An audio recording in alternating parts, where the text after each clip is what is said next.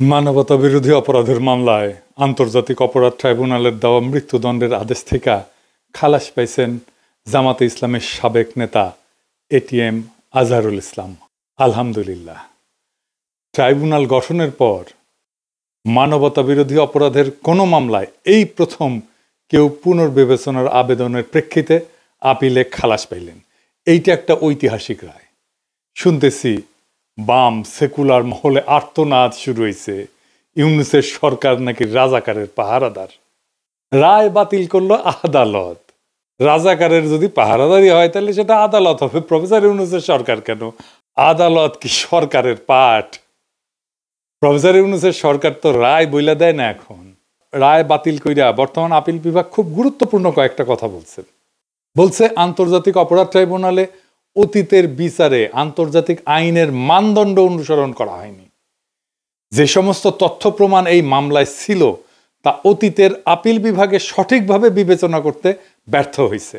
দুইটা জিনিস বলছে এবং ফাইনালি মতামত দিছে, যেটা পর্যবেক্ষণে বলছে যে এ মামলায় অতীতের রায়ে গ্রস মিসক্যারেজ অফ জাস্টিস হয়েছে, অর্থাৎ বিচারের নামে ব্যাপক অবিচার হয়েছে।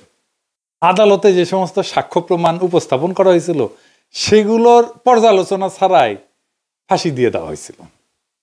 তো আপিল বিভাগ বলছে যে পৃথিবীর ইতিহাসে এটা একটা ট্রাভেস্টি অফ ট্রুথ, অর্থাৎ বিচারের নামে অবিচার। আমি এই অবিচার নিয়ে আমার ইউটিউবের শুরুতে এই ভিডিওটা করেছিলাম, দেখতে পারেন। এইটা শুধু সাক্ষ্য প্রমাণের বিষয় না, অবিচারটা কোন জায়গায় সেটা নিয়ে বিস্তারিত আলাপ করতেছি। কিন্তু আপনাদের জানানোর জন্য বলি যে এমন সাক্ষ্য আনা হয়েছিল এই মামলায়, আজহার ভাইয়ের মামলায়, যে সাক্ষীরা আদালতে এসে বলছেন যে কেউ 3 কিলোমিটার দূর থেকে আজহার ভাইকে দেখছেন, কেউ দেখছেন 6 কিলোমিটার দূর থেকে। একজন সাক্ষীকে জিজ্ঞেস করা হয়েছিল যে আপনার সন্তানের নাম কি? ছেলেমেয়ের নাম বলতে পারে না, স্ত্রীর নাম বলতে পারে না, কিন্তু এটিএম আজহারুল ইসলামের নাম ঠিকই বলতে পারে। কি চমৎকার! এই যে কথিত যুদ্ধাপরাধের বিচার, এর নামে কেন সেটা একটা ঐতিহাসিক অবিচার ছিল, আসেন সেটা এখন বুঝে দেখি। এই যুদ্ধাপরাধের বিচারের প্রস্তুতি শুরু হয়েছিল শেখ হাসিনা সরকারের আমলে 2009 সালে ক্ষমতা আসার পর। কেন হাসিনা এই বিচারটা করতে গেল, এইটা গুরুত্বপূর্ণ, এইটা একটু বুঝতে হবে। 2001 সালের 8ম জাতীয় সংসদ নির্বাচন ছিল বাংলাদেশের রাজনীতির নির্ধারক। বিএনপি ওইখানে 41.40% ভোট পাইছিল আর 193টা আসন পাইছিল। আওয়ামী লীগ পাইছিল একটু কম বিএনপির চেয়ে, খুব বেশি কম না, কিন্তু 40.02% ভোট। এটা সে পাশের দুইটা উপর নিচ করে লিখে দেন। আর আসন পাইছিল কত? 62টা। জাতীয় পার্টি পাইছিল 7.22% ভোট, 14টা আসন পাইছিল। আর জামাত পাইছিল 4.28% ভোট, 17টা আসন পাইছিল। বিএনপি জামাত মোট পায় 210টা আসন। আপনারা খেয়াল করলে দেখবেন যে ভোট যে পরিমাণে পাইছে, যে পার্সেন্টেজে পাইছে বিএনপি জামাত, তার চেয়ে আসন সংখ্যা অনেক বেশি। কেন? কারণ বিএনপি আর জামাতের ভোট একসাথে হয়েছিল। বিএনপির সিটে সে জামাতের ভোট পাইছে, জামাতের সিটে সে বিএনপির ভোট পাইছে। তো আপনি খেয়াল করলে দেখেন যে আওয়ামী লীগ আর বিএনপির ভোটের তফাৎ কিন্তু বেশি না, 1.5%-এরও কম। এইখানেই আসল ঘটনা। কি সেই ঘটনা? বিএনপি আর জামাত যদি একসাথে থাকে তাইলে আওয়ামী লীগের কোনো চান্স নাই, জিন্দেগিতে সে ক্ষমতায় আসতে পারবে না। তার ক্ষমতায় আসার জন্য দুইটা জিনিসের দরকার, জামাত আর বিএনপির ভোট ভাগ করিয়া দেওয়া আর জাতীয় পার্টিকে কাছে টানা। এইটাই আসলে ইন্ডিয়ান প্ল্যান। বিএনপি জামাত সারুক, এটা বাঙ্গ প্রগতিশীলদের একটা দাবি না দীর্ঘদিন থেকে? 2008 সালের নির্বাচনে আওয়ামী লীগ তাই করলো। এখন দ্বিতীয় কাজ হইতেছে জামাতকে ধ্বংস করে দেওয়া। কি করলো 2008 সালের নির্বাচনে? জাতীয় পার্টির সাথে নিয়ে নির্বাচন করলো, বিএনপি আর জামাত আলাদা আলাদা নির্বাচন করলো। এখন দ্বিতীয় কাজ হচ্ছে জামাতকে ধ্বংস করে দেওয়া, মূলত তার শীর্ষ নেতাদের মাইরা ফেলা, তাদের নিয়ন্ত্রিত আর্থিক প্রতিষ্ঠানগুলো হয় ধ্বংস করে দেওয়া অথবা দখল নিয়ে দেওয়া। এইভাবে ইসলামী ব্যাংক গেল, তাই না? আর বিএনপির মধ্যে খুবই হার্ডকোর যারা ন্যাশনালিস্ট, এদেরকেও মেরে ফেলা, যেন তারা কখনোই জামাত আর বিএনপির মধ্যে ঐক্য নিয়ে দলের মধ্যে ওকালতি করতে না পারে। এভাবেই সালাউদ্দিন কাদের চৌধুরীকে ফাঁসি দেওয়া হইল। এবার বুঝতে পারতেছেন তো কেন, কাকে, কিভাবে এই মামলায় ঢোকানো হয়েছে এবং ফাঁসি দেওয়া হয়েছে। এই কাজটা করার জন্য সে বাইসা নিল ওয়ার অন টেররের বয়ান। সেটা কি? বুশ আর ব্লেয়ার মিলে তখন সন্ত্রাসের বিরুদ্ধে অনন্ত যুদ্ধ করতেছে, মানে ইসলাম কোপাইতেছে সারা দুনিয়ায়। হাসিনা যে বললো এই যে জামাত এই হচ্ছে সেই ইসলামী জঙ্গি যারা 1971 সাল থেকে এই অঞ্চলে সন্ত্রাসবাদ চালায় যাইতেছে। ইনু এটা ভুলভাল হিন্দিতে সাক্ষাৎকার দিছিল, আপনারা সেটা শুনলে বুঝতে পারবেন কোন ন্যারেটিভ হাসিনা ইনু এরা তৈরি করছিল জামাতের বিরুদ্ধে। শুনেন। 71 सन का मुक्तियुद्ध में पाकिस्तान हमका विरुद्ध था एवं पाकिस्तान हमका साथ लड़ाई किया था। उस टाइम से जमात इस्लामी एक आतंकवादी संगठन था जो मानुष को आदमी को मार दिया, नारी को मार दिया। वो संगठन पाकिस्तान बैक करता है एवं वह संगठन का जो आदमी मारा था उसका लिए विचार कर रहा है, फांसी भी हो गया। ये संगठन का साथ पाकिस्तानी का एवं पाकिस्तानी गोयंदा संस्था ISI का गंभीर ताल्लुक है। ये रिसेंटली पाकिस्तानी कूटनीतिक जो है, डिप्लोमेट जो है, वो बांग्लादेश में धरा पड़ा। बांग्लादेशी ऑर्गेनाइजेशन आतंकवादी संगठन के साथ वो लोग ताल्लुक रखता था, इसलिए बांग्लादेश से उसको निकाल दिया गया है। सो हम लोग सोचता है कि पाकिस्तानी इंटेलिजेंस नेटवर्क ISI का एक हाथ रहता है। এইটা অস্বীকার করার উপায় নাই যে জামাত অখণ্ড পাকিস্তানের পক্ষে দাঁড়াইছিল। শুধু দাঁড়াইলে অসুবিধা ছিল না, চাইনিজ বামেরাও অখণ্ড পাকিস্তানের পক্ষে দাঁড়াইছিল। কিন্তু জামাত দুইটা গুরুতর রাজনৈতিক ভুল করে, পলিটিক্যাল মিস্টেক। এক, 1971 25শে মার্চ গণহত্যার প্রতিবাদ করে নাই। গণহত্যা একটা জাতির জীবনে একটা অতি গুরুত্বপূর্ণ এবং বেদনাবহ অধ্যায়, এইখানে আপনাকে মজলুমের পক্ষ নিতেই হবে। 2 নাম্বার রাজনৈতিক অপরাধ হইতেছে সেই সময় প্রাদেশিক সরকারে জামাত যোগ দেয়। 3 জন মন্ত্রী ছিল জামাতের। আমার একটা ভিডিও আপনারা মাঝে মাঝে দেখেন না, শাহবাগের সময় বলে দেখায়, হ্যাঁ শাহবাগীরাও দেখায়, বিএনপিও দেখায়, সবাই দেখায় এটা এখন। তো ওইখানে আমি একই কথা বলেছিলাম, শাহবাগের টাইমে আমি এই বক্তব্যটাই দিছিলাম। শুনেন। একটা জিনিস বুঝতে হবে, Jamaat was not a mere collaborator, Jamaat was part of East Pakistan provincial government. তারা 4টা মন্ত্রী ছিল, commerce, revenue, industry and education. 4টা মন্ত্রী নিয়ে ইস্ট পাকিস্তান প্রভিন্সিয়াল গভর্নমেন্ট যারা গণহত্যা চালিয়েছে, যারা সেই আর্মিকে, পাকিস্তান বর্বর আর্মিকে নেতৃত্ব দিয়েছে, সেই সরকারের পার্ট ছিল জামাত ইসলাম। সো সেই গণহত্যার, মুক্তিযুদ্ধের সময়ের গণহত্যার সমস্ত অপরাধের নৈতিক এবং বাহ্যিক ব্যবহারিক দায়িত্ব এই সংগঠনটাকে নিতেই হবে। তো এখন ধরেন হাসিনা পড়ল না 5ই আগস্ট, সে তার সরকারে তারপরে নিল আনু মোহাম্মদকে নিল, জুনায়েদ সাকিকে নিল, সিপিবিকে নিল। তো এরা কি তাইলে সেই গণহত্যার দায় নিল না? তো দুইটা মিস্টেক। তো জামাতকে এই প্রশ্নের ফয়সালা করতে হবে বাংলাদেশের রাজনীতিতে। এটা আমি জামাতকে সবসময় পরামর্শ দিই। আমি ওই সময় ওই বয়সে মিস্টেকটা খুব সঠিকভাবে ধরতে পারছিলাম। কিন্তু জামাতের অখণ্ড পাকিস্তানের পক্ষে থাকার দৃষ্টিভঙ্গিটা রাজনৈতিক, মানে এই সিদ্ধান্ত রাজনৈতিকভাবে নেওয়া। কিন্তু কোনো সিদ্ধান্তের ন্যায় অন্যায় বা দায় দায়িত্বের বিচার যদি আদালতে তোলা হয়, সেখানে আদালত সেই রাজনীতির ভালো মন্দের দিক বিচার করতে পারে না, করেও না। আদালতের এটা কাজ না। কারণ কোন রাজনীতি ভালো নাকি মন্দ সেটার বিচার আদালতের এখতিয়ারের বাইরের বিষয়। ধরেন আওয়ামী লীগ ভালো নাকি বিএনপি ভালো, এই বিচারের ক্ষমতা কি এখতিয়ার আছে আদালতের?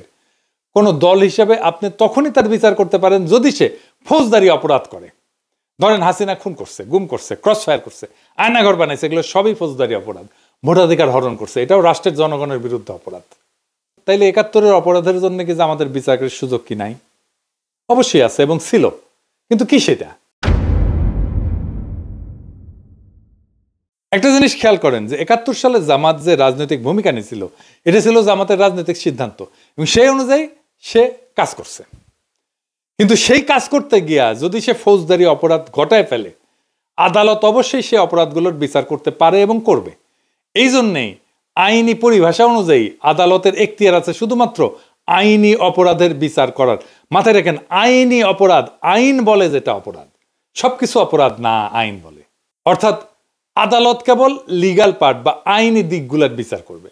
ধরেন 71 সালে ইয়াহিয়া সরকারকে জামাতের সমর্থন দেওয়া কিংবা সেই সরকারে অংশগ্রহণ করা, এগুলো সবই রাজনৈতিক সিদ্ধান্ত। এটা কখনো বেআইনি অথবা আইনের চোখে অপরাধ না, কিন্তু রাজনৈতিক চোখে এটা অপরাধ, এটা ভুল। ফলে এটা কঠোরভাবে নিন্দনীয় এবং সে কারণে এটা অগ্রহণযোগ্য। কিন্তু খেয়াল করলে দেখবেন এই যে রাজনৈতিক ভুলের নিন্দা এটা কে করে, কে রায় দেয়? জনগণ দেয়, আদালতের রায় না। এই রায় দেওয়ার মালিক একমাত্র জনগণ। তার মানে যুদ্ধাপরাধের বিচার কিন্তু কারো পলিটিক্যাল অ্যাক্টের বিচার না। পলিটিক্যাল অ্যাক্ট করতে গিয়া তার সাথে সাথে যদি কোনো ফৌজদারি অপরাধ ঘটায় বসে সেই সবের আইনি দিক বিচার করে দেখাটাই কেবল বিচারকদের কাজ এবং এখতিয়ারের বিষয়। হ্যাঁ, এটা আমরা আলাপ করছি যে ৭১ সালে মুক্তিযুদ্ধে জামাতের যে পলিটিক্যাল অ্যাক্ট, এই দিক দিয়ে বিচার করতে গেলে জামাত তো অন্যায় করছে এবং জনগণও সেটা মনে করে। কিন্তু এই কথিত যুদ্ধাপরাধের বিচারে সরকার সবসময় একটা বিশেষ সুবিধাজনক অবস্থায় ছিল। কি সেই সুবিধা? সেই সুবিধাটা হইল এই বিচারের রায়ের আগেই পাবলিক মনে করে যে জামাত অপরাধী, যদিও পাবলিকের এই মনোভাব এবং তার সিদ্ধান্ত এইগুলা কোনো আইনি দিক বিবেচনা করে নেওয়া রায় না, কিন্তু এগুলা মূলত পাবলিকের সেন্টিমেন্ট, রাজনৈতিক বিবেচনা। আর এই সুবিধা কাজে লাগাইয়া পাবলিকের রাজনৈতিক অবস্থানের উপরে ভর কইরা সরকার বা আদালত বড় অকাম করে ফেলছে। এটা বেআইনি এবং অবৈধ হওয়া সত্ত্বেও এইখানেই এই যুদ্ধাপরাধ আদালতের দায়। যুদ্ধাপরাধের বিচারের নামে শেখ হাসিনার কথিত সেই আদালত এই অন্যায় কাজটা করছে মৌলিকভাবে ৩ জায়গায়। ১ নাম্বার, একটা অপরাধ যখন সংগঠিত হইতেছে আপনার তখন জানা থাকা লাগবে যে এইটা অপরাধ। ধরেন বাংলাদেশের আইন হইল যে জাউরার সিল বলে ভিডিওতে সিল দেওয়া যাবে না, ফেয়ার এনাফ। তো আমি আর কাউরে ভিডিওতে সিল দিব না, এটা যখন আইন হয়েছে তারপর থেকে। কিন্তু আজ থেকে 10 বছর পরে আইন বানায় আমার আইসা যদি ধরে বলে ওই তুমি 10 বছর আগে জাউরার সিল দিছিল না তোমার ভিডিও, তো তোমার ফাঁসি হবি, এটা বললে তো হবে না। এটা বললে হবে যুদ্ধাপরাধ বিচারের ট্রাইব্যুনালের আইন সব বানানো হয়েছে হাসিনার আমলে। বানায় বলা হইতেছে তুমি ওই 1971 সালে এই অপরাধ করছিলা, কারণ এটা এখন অপরাধ। তো হাসিনার আমলে আইন বানায় 40 বছর আগের একটা ঘটনা বিচার করা হচ্ছে, এটা করা যায় না। 2 নাম্বার, সাক্ষ্য আইন বদলায় দেওয়া। এখানে আইন কইরা নেওয়া হয়েছিল যে যুদ্ধাপরাধ বিচারের ক্ষেত্রে প্রচলিত সাক্ষ্য আইন প্রযোজ্য না, মানে কোনটাকে আমি সাক্ষ্য হিসাবে বিবেচনা করব, সেটা একটা সাক্ষ্য আইন আছে। তার মানে বিচারক যদি মনে করে যে লোক মুখে শোনা কথা সাক্ষ্য হইতে পারে, তাহলে শোনা কথাকেও সাক্ষ্য বলে গ্রহণ করা হবে। ফলে এটা আদতে কোনো বিচারই হয় নাই, হইতেই পারে না।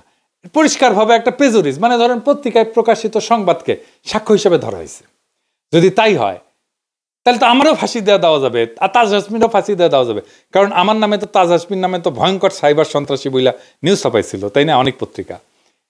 এখনো সালাউদ্দিন শোয়েব চৌধুরী বালসাল পত্রিকা আর্টিকেল লেখে, তারা আমাদের ইসলামী জঙ্গি বলে। তাইলে বুঝেন কি ভয়ানক অবস্থা করে রাখছে। তার মানে যেটা সাক্ষ্য হিসাবে আদালতে বিবেচিত হয় না, সেটাকেও সাক্ষ্য বানাইছে। আপনার নামে একটা পত্রিকায় নিউজ ছাপে দিবে, তারপর ওইটা দিয়ে আপনারে ফাঁসি দিয়ে দিবে। 3 নাম্বার, আদালতের বিচারের ক্ষেত্রে সুনির্দিষ্ট ধারার ঠিক কোন ধরনের কাজ করলে কোনটা অপরাধ গণ্য করা হবে, সে অপরাধের কি শাস্তি হবে, এই বর্ণনাগুলো তালিকা হিসেবে ধারাবাহিকভাবে কোড হিসেবে সাজানো থাকে। এটাকে বলে পেনাল কোড। আদালতে অভিযোগ দায়ের করার টাইমে অপরাধের ওই ধারাবাহিক নাম্বার উল্লেখ করে মামলা সাজানো হয়। এটাই আমাদের প্রচলিত ভাষায় অপরাধের ধারা বলি। যেমন ধরেন কওয়া যায় 302 ধারা মানে এটা খুনের অপরাধ, 420 মানে 420 বলি আমরা যেটা, এটা হইতেছে প্রতারণার অপরাধ। এইরকম খেয়াল করবেন যুদ্ধাপরাধের বিচারের আইনে কয়া দেওয়া হয়েছিল প্রচলিত পেনাল কোড এই বিচারের ক্ষেত্রে প্রযোজ্য না। এবার হাত পা বাইন্দা গোলপোস্ট যদি ইচ্ছামাফিক সরায় দেওয়া হয়, তাহলে এটা কি আর বিচার বলা যায়? বিচার বলে কিছু অবশিষ্ট থাকে? তার মানে এখানে পুরাটাই বিচারকের খেয়াল খুশি মর্জির উপরে ছেড়ে দিয়া কথিত বিচারটা করা হয়েছে। ঠিক কোনটার কারণে এটা অপরাধ হিসেবে গণ্য হয়েছে, এটা থেকে শুরু কইরা চার্জ গঠন, এমনকি ওই অপরাধের কারণে কি শাস্তি দেওয়া হবে সেটাও মর্জি মতো। ফলে বিচারক মর্জি মাফিক বেকসুর খালাস থেকে শুরু করে মৃত্যুদণ্ড পর্যন্ত সব ধরনের শাস্তি দিতে পারছে। চার্জ গঠন, বিচার এবং রায় সবকিছু ক্ষমতাই বিচারকের হাতের মুঠায় ছিল। এটা কোনো বিচার না, এই জন্য এটাকে জুডিশিয়াল কিলিং বলা হয়েছে। এইসব তুগলুকি কারবার আমরা সেই 2010 সাল থেকে দেখে আসতেছি। তাই আমার মনে শুধু একটাই প্রশ্ন জাগে, বিচারের নামে এইসব বুজরুকি, এইটা একজন আইনের প্রাথমিক ছাত্রের কাছেও তো ধরা পড়ার কথা। বিচার প্রক্রিয়ায় যে ফাঁকগুলা, এটা সাধারণ চোখে দেখা যায়। অথচ যুদ্ধাপরাধের বিচারের নামে এই ঐতিহাসিক অবিচারের বাটপাড়িগুলা বামপন্থীদের নজর এড়ায় গেছে। এখনো তারা হা হুতাশ করে। এমনকি যারা আইনের লোক তাদেরও, বামপন্থীদের কি দায় নাই তাদের নেতাকর্মীদের আইনের প্রাথমিক ধারণা দেওয়ার? আজাদ সাহেবের খালাস পাওয়ায় বামদের আজারিতে একটাই ব্যাখ্যা, সেটা হইতেছে ওনারা বাঙ্গু প্রগতিশীল এবং বুঝতেই পারতেছেন সেই কারণে ওনারা ধর্মবিদ্বেষী। কাজেই জামাত মারার নামে ধর্ম উচ্ছেদের এই মহান আয়োজনে এই সময় তো তিনি ঘরে বসে থাকতে পারেন না। প্রগতিশীলতার নামে, ইসলাম কোপানোর নামে সমাজের এই কথিত প্রগতিতে সামিল না হইয়া উনি কেমনে থাকবেন? কে জানে, বামেরা হয়তো সুখ অনুভব করছিল এইটা ভাইবা যে শাহবাগের এই উত্থান এটা নিশ্চয়ই বাংলাদেশের এক রয়ার এনেসা, এক নবজাগরণ, হোক না সেটা চরম অবিচারের রাস্তায়। তবুও আমেরিকা এবং শেখ হাসিনার কোলে বৈশা ইসলাম কোপানির এই মহোৎসব এটাতে সামিল না হওয়ার নস্টালজিয়ায় তারা ছাড়তে পারতেছে না। ওরা যেভাবে মনে করে 1971 ইসলামকে পরাজিত করা হয়েছিল, ঠিক একইভাবে মনে করে শাহবাগে তাদের ইসলাম কোপানির যুদ্ধের বিজয় হয়েছিল। তাই আজার ভাইয়ের মুক্তি একটা ল্যান্ডমার্ক, বাংলাদেশের জন্য একটা ঐতিহাসিক ঘটনা। যদিও অনেককে আমরা হারাইছি, হাসিনা পতনের মাত্র কিছুদিন আগে আমরা মাওলানা সাইদিকে হারাইছি। আরো অনেকে আছেন যেমন মাওলানা আবুল কালাম আজাদ, ওনার মামলাটার নিষ্পত্তি দরকার। এই সাথে 1975-এর আগস্ট বিপ্লবী যারা আছেন, ওনাদের মধ্যে যারা বেঁচে আছেন, তাদের মামলাগুলো ফয়সালা করে ওনাদের সসম্মানে দেশে ফিরে আনা হোক। আজার ভাইয়ের খালাস শুধু একজন মানুষের মুক্তি না, এটা বাংলাদেশের বিচার ব্যবস্থার উপর চাপায় দেওয়ার রাজনৈতিক প্রতিহিংসার মুখোশ খুইলা ফেলার প্রথম ধাপ। এরাই দেখাই দিল যে সত্যকে দমায় রাখা যায়, কিন্তু মুছে ফেলা যায় না। যুদ্ধাপরাধের নামে যে ট্রাইব্যুনাল বানানো হয়েছিল তা আদতে ছিল একটা রাজনৈতিক হত্যার যন্ত্র, যেখানে আইন ছিল সাজানো, সাক্ষ্য ছিল বানানো, আর বিচারকের মর্জি ছিল শাস্তির একমাত্র মানদণ্ড। আজকের এই ঐতিহাসিক রায় প্রমাণ করলো রাজনীতি দিয়া আইন চাপায় দেওয়া যায় না। এবং যখন এমন অন্যায় এক যুগ ধরে চলতে থাকে, তখন একদিন না একদিন ইতিহাস পেছন ফিরে তাকায়। আজ সেই ইতিহাসের মুহূর্ত। যারা একদিন ন্যায় বিচারের নামে হাততালি দিছে, তাদের এখন বুকে হাত দিয়ে ভাবা উচিত, আপনি কি সত্যি ন্যায় চাইছিলেন, বিচার চাইছিলেন, নাকি শুধু প্রতিপক্ষের ধ্বংস চাইছিলেন? আজার ভাইয়ের মুক্তি এটা শুধু জামাতের জয় না, এটা বিচার ব্যবস্থার একটা ক্ষণিকের পুনর্জাগরণ। আজার ভাইয়ের মুক্তি হলো একটা রাষ্ট্রের আত্মসমালোচনার শুরু। এখন সময় আসছে অন্যায়ভাবে যারা ফাঁসিতে ঝুলছেন এবং এখনো যারা পালায় বেড়াচ্ছেন, তাদের মামলাগুলোকে সবগুলোকে আবার পুনর্বিবেচনা করার। এই বিচার প্রক্রিয়ার ধ্বংসস্তূপের মধ্যে থেকে আমাদের নতুন করে নির্মাণ করতে হবে একটা সত্যভিত্তিক, ন্যায়ভিত্তিক এবং রাজনৈতিক প্রতিহিংসা মুক্ত বাংলাদেশ। সেই বাংলাদেশে কেউ আর কেবল রাজনৈতিক মতাদর্শের কারণে ফাঁসির দড়িতে ঝুলবে না। সেই বাংলাদেশে বিচার হবে অপরাধের, মতাদর্শের না। সেই বাংলাদেশে বাম কিংবা ডান কেউই আর ধর্মের নামে, জাতীয়তাবাদের নামে বা মুক্তিযুদ্ধের নামে বিচারের ছদ্মবেশে হত্যা করবে না। আজার ভাইয়ের মুক্তি এক নতুন যাত্রার সংকেত। এই যাত্রা শুধুমাত্র একজন মানুষের না, এটা একটা জাতির আত্মসমালোচনার পথ চলা। এখন সময় সাহস করে সেই পথে পুরা জাতিকে নিয়ে আগায় যাওয়ার। ইনকিলাব জিন্দাবাদ।